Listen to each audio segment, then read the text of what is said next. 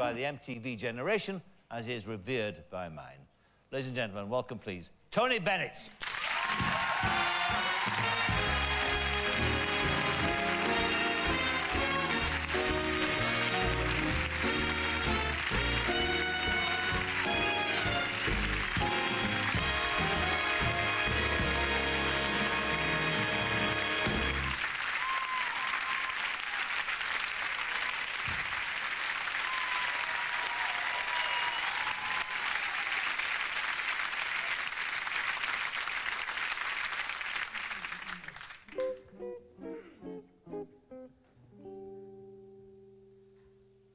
Poets often use many words to say a simple thing. It takes thought and time and rhyme to make a poem sing. With music and words I've been playing. For you I have written a song, to be sure that you know what I'm saying. I'll translate as I go along. Fly me to the moon.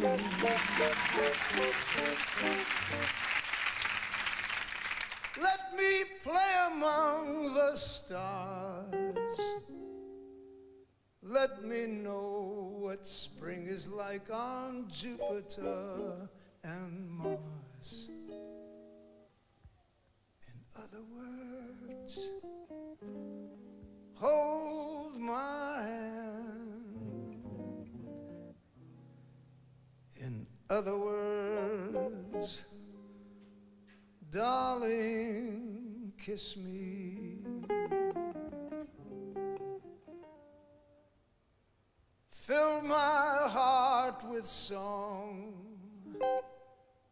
Let me sing forevermore. You are all I longed for, all I worship and adore. In other words, please be true.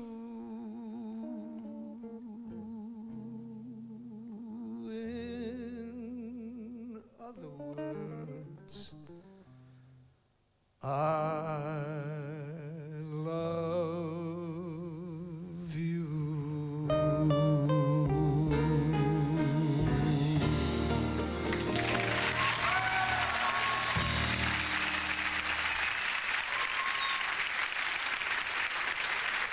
Thank you very much. Oh, you're lovely. So good to be back. You know, I did a new album with a whole bunch of wonderful artists like B.B. King and Diana Krall and, oh gosh, Billy Joel, so many different wonderful artists, you know. And if I may, I'd love to sing one of those songs from it. The album's called Playing With My Friends, and it's a blues album, all blues songs. So I'd love to sing this one for you.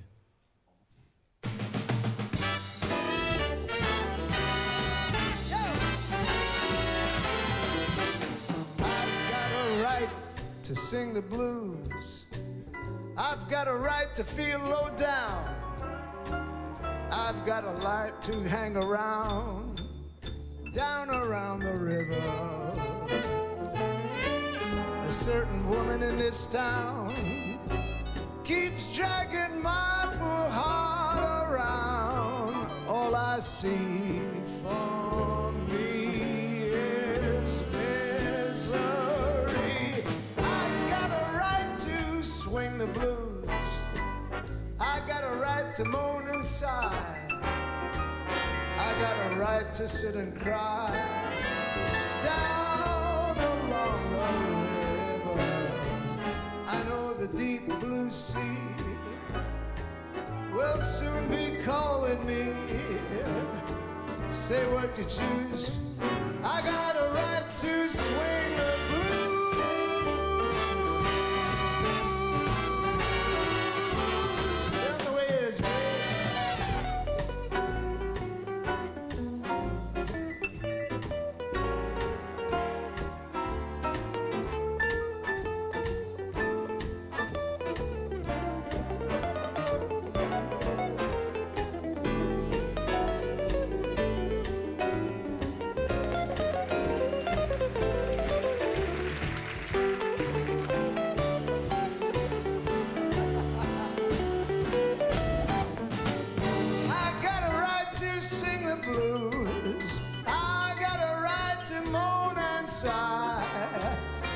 got a right to sit and cry down along the river.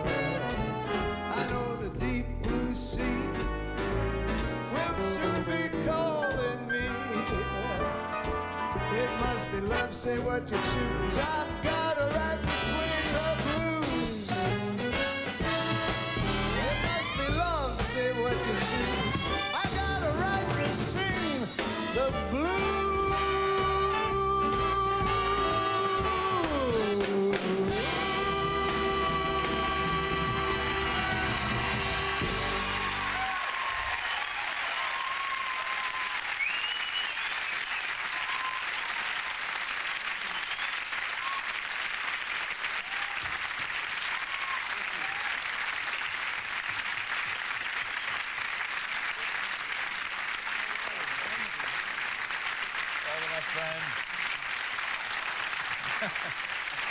Oh,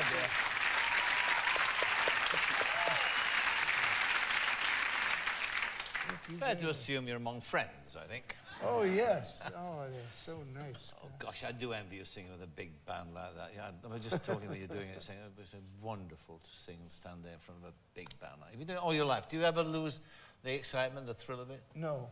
It's a lot of fun, and it's, you know, I love to entertain. I try to knock people out of their seats. Because I mean, you had the toughest training of all, didn't you? I mean, you learned in vaudeville, didn't you? Yes, I got the end of vaudeville, and it was a great education. In what sense? I mean, what did it teach you? Well, it teaches to listen to the audience, and they'll tell you what they want and what they don't want. You're doing and then you edit yourself from night to night. Yeah. If something goes over big, you just accent that.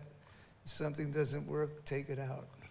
What you've been doing, of course, all your life, the reason why you're so successful now, and with a new generation, succeeding generations, is because of that you just said, that you listened to the audience, didn't you? You didn't listen to the guys about demographics and about it must appeal to 16-year-olds and all that stuff. Well, I grew up, you know, at the Paramount Theater when we used to do 7 shows a day. They're quite inhuman at the Paramount Theater, and Bob Whiteman and Nat Shapiro were the 2 managers, and they said, now in the morning you have your young audience, in the afternoon you have your senior citizens, at night, you know, you have your young lovers and married couples.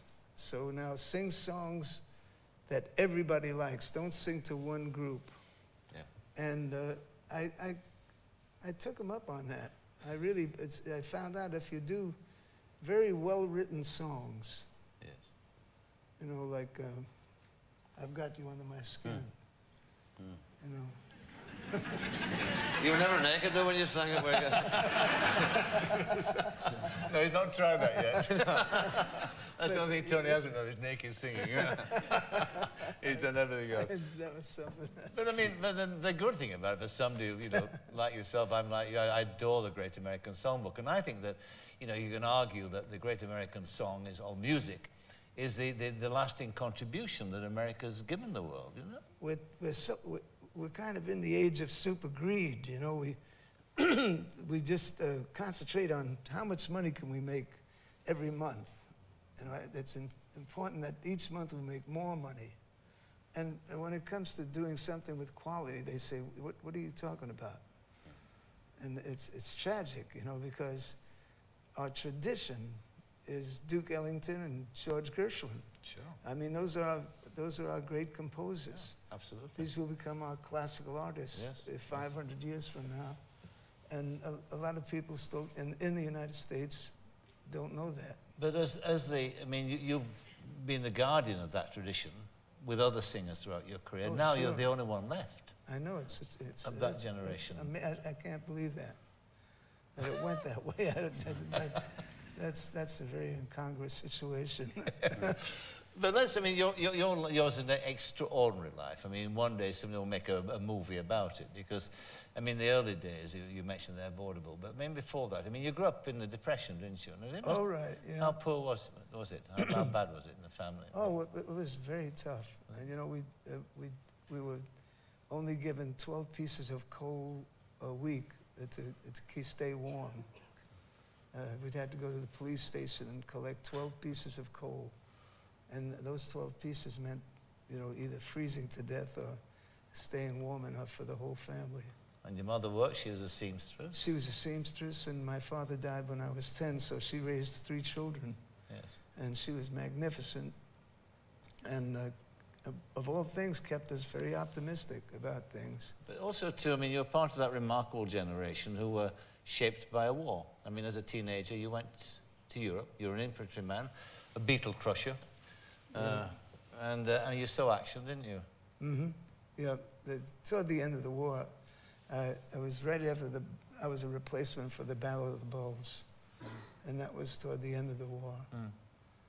And it was horrific. I mean, you know, it's just made me a pacifist now. After watching it, it's the lowest form of human behavior, fighting. And also, too, in the war as well. I mean, I know one incident that did shape you for the rest of your life, and that was an episode of racism with a friend of yours, a black friend of yours. Well, I was in an art school in New York City, and I had a great friend, Frank Smith, who was, we had a vocal group in school, but we were all artists, you know, we were all painters. And of all things, I met him in Mannheim, Germany. It was Thanksgiving Day. He took me to his Baptist church. We went to Mass. And I was allowed one guest at the Truman Hotel in Mannheim, Germany. And I invited him to dinner, and I got up into the lobby, and a bigoted officer of the United States Army came up to me and said, he took my stripes, I was a corporal, and he took a razor blade and took them off me and spit on them and threw them on the floor. He said, "Pack up your gear," he said, you're shipping out immediately. I said, what are you talking about? He said, "Well, we don't like the kind of friends you have, and we're going to send you to Graves Registration where you'll dig up bodies." And it changed my life. I bet it did too. Changed my life. I've never understood racial prejudice ever since. I mean, we're all here, all of us, you know. It taught me that each human being is very, very important, no matter where it is in the world. Is your friend, Mr. Smith, he's still around? Do you talk to him? He is, but it's too emotional. We can't even talk about it. Even now? Even now. All those years. We start talking on the phone, and he starts tearing, and I start tearing. Because when you got back and started singing as a career, I mean, we're now talking about the sort of 40s and early 50s, and that was a time in America, too, where within your business, I mean, the great black artists suffered from racial segregation, didn't they? Yeah. Yeah, there was a lot of that. You continued your campaign, because after the war, it became a campaign with you. And you went on the freedom marches, didn't you, with Martin Luther King? Well, Harry Belafonte was, we started out together, and he told me about the problem that was going down there in Selma. And he said, I can't even explain it to the audience. I wouldn't do it. It was so horrific a situation. He said, we got to do something. And when he told me what they were doing to some of the African Americans there, I said, I'm going with you. And as far as I was concerned, I was going back into the war. And it felt like that. Everybody was giving us very funny looks during the march. We entertained to give the marchers relief one night, and they acquired 16 coffins from a mortuary, and that was our stage to perform on. And it's very, very spooky. Part of history, of course. And when it wasn't that long ago, was it, that these remarkable things happened that changed America? Oh, the change, a big change. It's getting greater and greater every moment now. Now, I mean, this long career of yours, to have been, when you look back on it now, I said 50 years, in fact it's 60 years, isn't it, basically? I mean, why do you bring that up? I won't say how old you are, because you don't look anything like it, I tell you. But who, I mean, Sinatra was a huge fan of yours, wasn't he? Yes. He did some nice things for you, didn't he? A lot, yeah, a lot. It's too long to explain, but he was a wonderful, I was never part of the Rat Pack, no. But we were very great friends. He said, that Bennett's got 4 balls, he said. Who told you that? That's in the book, guys. Yeah, but the admiration was mutual, wasn't it? Because he was, again, a very significant figure in the history of American music. But he would do, he had a magnificent sense of humor. A lot of people misunderstood him, you know. You know, one time he invited me to his birthday party. And he was the Rat Pack in the kitchen, laughing and having fun. And in the living room with very distinguished Gregory Peck and Sidney Poitier and all these, Sean Connery and all these great actors. And here he put me in the playroom where they play cards on a little cardboard table. And he sat me there by myself with an elderly gentleman. And I, you know, as a young singer, I said, what is going on here? I mean, first he invites me, and then I'm not in any of the fun here. And I turned around to this gentleman, I said, excuse me, I said, my name is Tony Bennett. He says, I'm Mr. Giannini. Well, that was the gentleman who invented the Bank of America. Set me next to the Bank of America. So he was always helping me out. No, but what about the other thing that's intrigued you all your life, that of being an artist? Because it's always run concurrently with you being a singer. You've always painted, haven't you? Yes. We've got a rather nice demonstration, actually, of your work. Here, this is a painting that's your portrait of Duke Ellington, of the man. Yeah, those flowers in the back, those roses, he would always send me a dozen roses every time he wrote a new song. And it was quite a lot. Every other 2 weeks, I mean, he would send me some flowers, and I'd say, oh, Duke wrote another song. And so that was the painting I did of him. I paint every day. Do you? Okay, now tell me a couple of final questions. You've got this school in America, in New York itself, that you're running, which is, it's a Sinatra Cultural Center, is it? Is that what the thing is? Well, it's a performing, all of the arts. It's an arts center. It's the Sinatra School of the Arts. And it's for high school children. It's a public school. It's not a private school. And the city of New York gave me a lot of money to build a magnificent school right in my hometown, which is Astoria, which is about 20 minutes away from New York City. Yeah. So it's a joy, and the students are wonderful, and they're coming along great. And we take them to the opera, we take them to theater. We have them meet great celebrities like Carol Burnett and Paul Newman. And that's a way of continuing the tradition that you've been part of the Great American Songbook. Now, I didn't ask this question, but I'm going to ask it. When are you going to retire?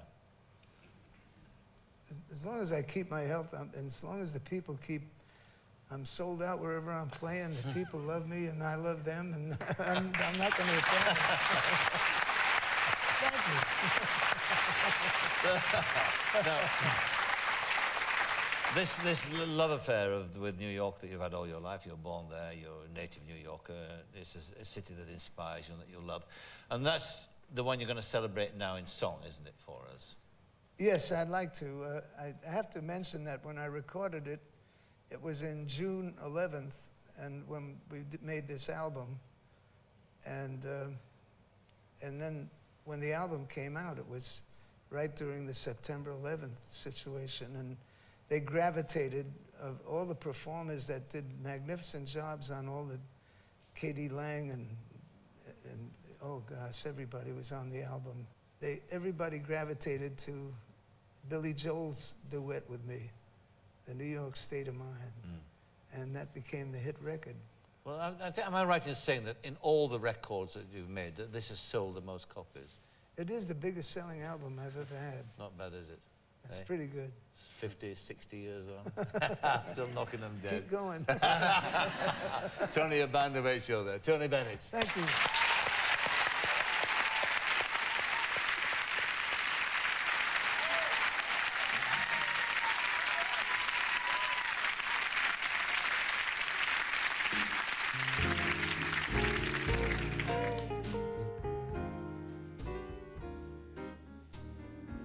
Some folks like to get away, take a holiday from the neighborhood, hop a flight to Miami Beach or to Hollywood.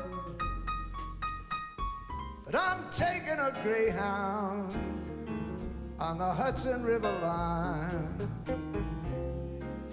I'm in a New York state of mind.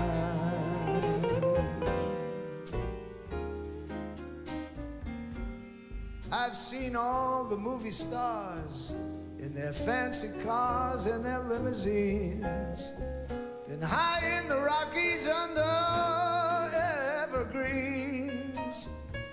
But I know what I'm needing. I don't want to waste more time. I'm in a New York state of mind.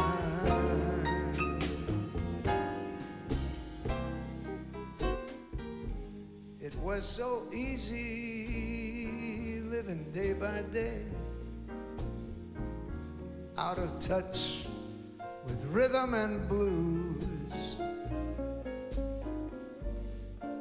Now I need a little give and take.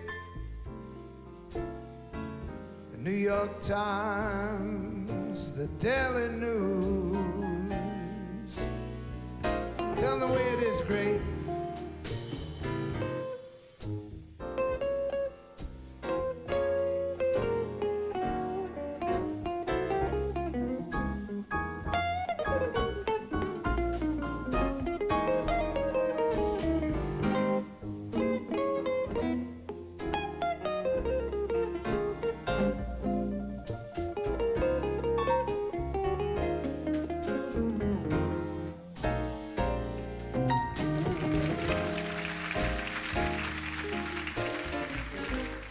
Come down to reality, and it's fine with me, 'cause I let it slide.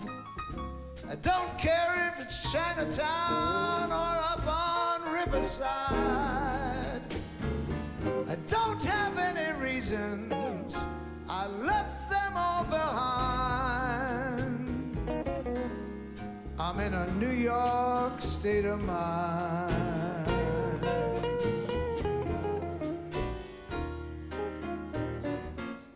But I'm taking a Greyhound on the Hudson River line. I'm in a New York state of mind.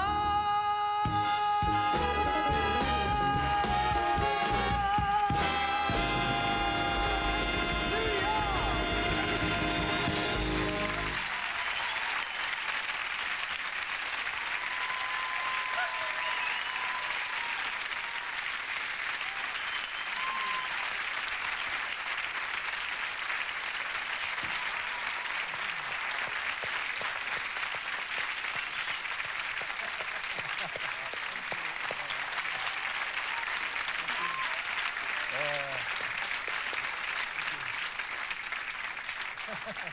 I think we'll keep you on the band, Tony. Now, my final guest tonight is an actor of impeccable pedigree. Mum, Dad, and elder brother were our actors. He's worked in movies for 40 years, been nominated 4 times for an Oscar, and established a reputation as one of the most natural and relaxed stars in the business. Ladies and gentlemen, Jeff Bridges.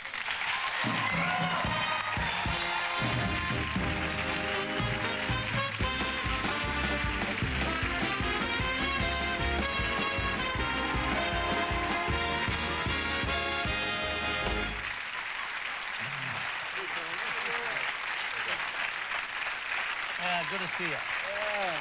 to be here. Yeah. Like the movie. Oh, good. Yeah. Well, thank you. I did. It's a well-written movie, and you care about the two central characters, played by you and Kevin Spacey.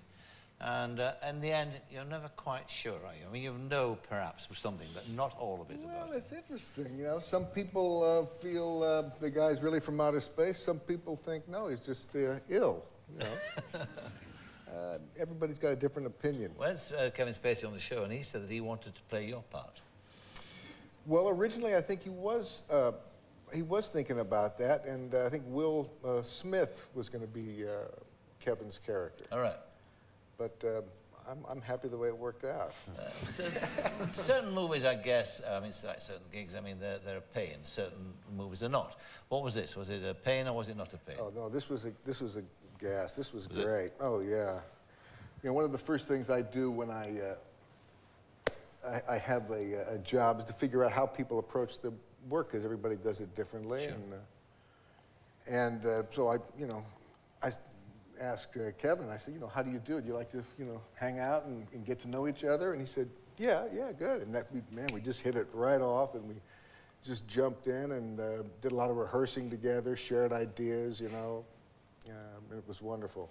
Because he's like you too. I mean, he's a song and dance man, really, isn't he? Sure. We used to hang out, you know, between takes. We'd meet in the trailer there, and I'd get my guitar, and he'd sing. And he's going to do the Bobby Darin story. Yeah, great. That's right. Yeah, That's fabulous. Yeah. I mean, coming from your background, your dad, Lloyd Bridges, being an actor and a very famous and a very good actor too, there was an inevitability, one assumes, that you're going to do this from an early age. Yeah, I was actually carried on the age of 4 months. 4 months old. My parents were friends with Louis Milestone. Oh, it's a great director. And he was doing a movie called The Company She Keeps, and Jane Greer was an actress who during died the movie. recently. She was Yes. She was a wonderful looking woman, wasn't she? Amazing. Jane Greer. Great I actress. used to fancy Jane Greer. Oh, me too. Who did? Yeah, me too. And they needed a baby, and my mom was holding me. She said, "Here, take this one, you know," and gave Jane gave Jane her baby. And the only problem was I was a very happy baby. I wouldn't cry. And so my mom said, "Just pinch him." And she pinched me, and sure enough, I cried. And now, 30 years later, I'm doing another film with Jane called Against All Odds. And there's a scene where I'm having a little trouble getting some emotion. I say, "Jane, do the pinch trick." You know. Continuity. That's right. Yeah. Do you see yourself in being in a line of which your father was part of, sort of chain of actors? Is that how you see yourself? Yeah. I really. I feel like I'm kind of an extension of my dad in a way. We were very close, and I'm certainly a product of nepotism. You know, the toughest thing about show business is getting your foot in the door, and that was handled. No, your father's influence on you is obvious. I mean, there he was, a Hollywood actor for all his life, and you for. But what about your mother? Now she was called the General. That's the nickname for her. Why? Yeah. Well, she kind of runs the whole show. You know, she's really something. She runs the whole kit and caboodle. And how old is she now? She's about 87, I guess, something like that. Yeah. Is she still your fiercest critic? Well, she's my biggest fan and my fiercest critic, I would think. Does she like K-Pax? Yeah, that passed inspection. Any that haven't passed inspection? She wasn't too fond of the dude. Didn't she like the dude, Big Lebowski? No. Oh, I love that. That Coen film. That's a great movie. She prefers seeing her son as the president or a doctor. That's why she like this. You know, my son, the doctor. Yeah, but what do you remember most about her when you were growing up? What kind of influence did she have on you? Oh, God, what a mom she was. She used to have this thing that she did with all her kids that she called time. And she would take an hour each day and just spend it with that one kid and not, you know, answer the phone. But if I wanted to include a friend or something, that was fine. But, you know, I'd be from, you know, let's play spaceship, you know, and now you're the alien mom, and we're going to be under the kitchen table, or, you know, let's go into your makeup, and I'm going to make you up like a clown, you know. And later, as we were a teenager, you know, it would be massage me for an hour or something like that. You know, and she would do that with all her kids, just, you know, terrific. I got a wonderful gift from her not too long ago. She presented me with this, in her own handwriting. All through her life, since she's been married to my dad, she'd kept a journal of every day of her life. And she gave me a copy of my life from her eyes. Every time I was mentioned in her journal, she wrote that in a book, and she did that for all her kids, and we all have our wonderful thing to do. Our lives from her perspective. You read back and learn about yourself and what. And we still today we trade a book back and forth. Well, you know, she'll keep it for a month, and we're writing it, and then I'll keep it and write it and make drawings, and you know, we communicate back and forth. Now, you've got to, whenever you read about you, you come across these stories about you being diffident about parts, that you have actually been known to try and talk, I've been offered a film, you try and talk the director out of giving it to you. Yeah. Is that so? I've done that in the past. You? Yeah. But why? Well, often I don't feel that I'm right for the part, you know, and I'll talk to directors trying to convince them. I'm glad they haven't listened to me too often, and I get the job finally, but what have you turned down because of this? I mean, have you turned down any really No, I've been talked into it, kind of. You have? Yeah.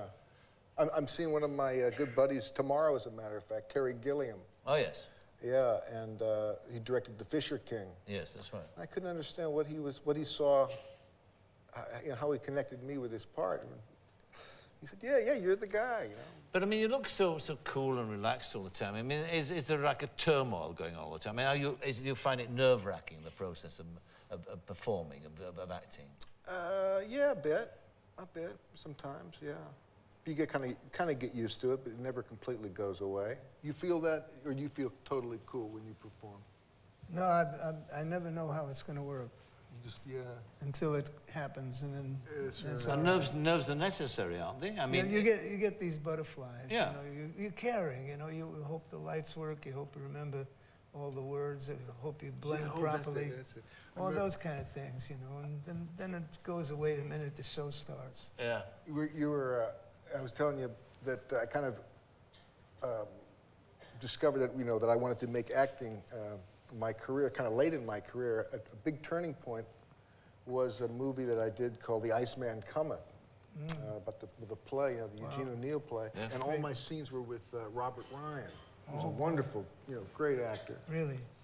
And we were doing a scene together across a table, and he had his hands on the table before the scene, and it was going to be a long scene, about a 10-minute take. And he says, "Okay, we're about ready to go." And he takes his hands off, and I see these big puddles of sweat on the table.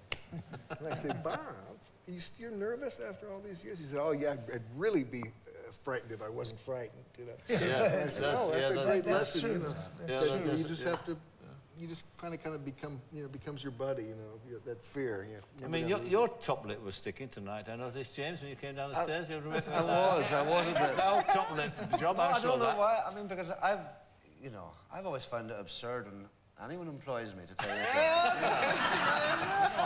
it's never made sense to me at all. And then to be sort of walking down the steps going to do the Parkinson show, it didn't make sense to me. Really.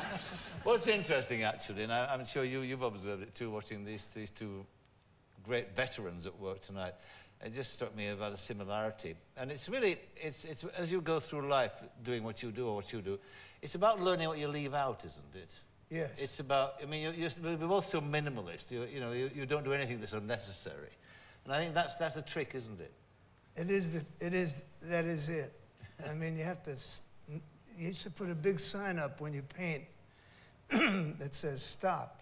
Don't you get have any to know further. when to stop. Don't you love it? You're making it, you know, you're doing a painting and you're kind of in the zone, you know, and then all of a sudden you say, "Oh, look what I've done. I think I'll just," Yeah, and you make that one. that's when you have to stop. Oh, yeah. You have to stop.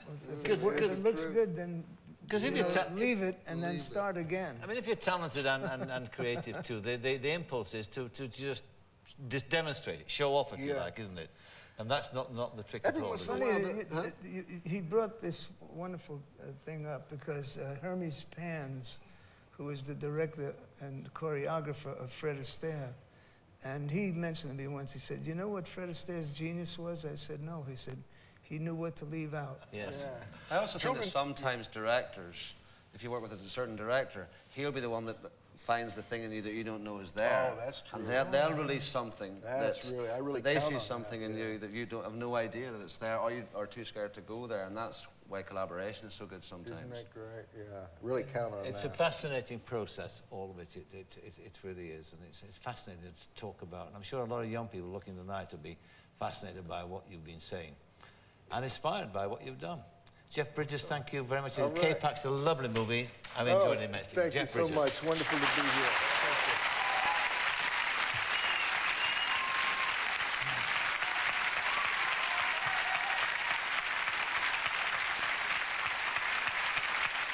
My thanks to Jeff Bridges, to Tony Bennett and James Nesbitt. And from all of us here, a very good night. Good night.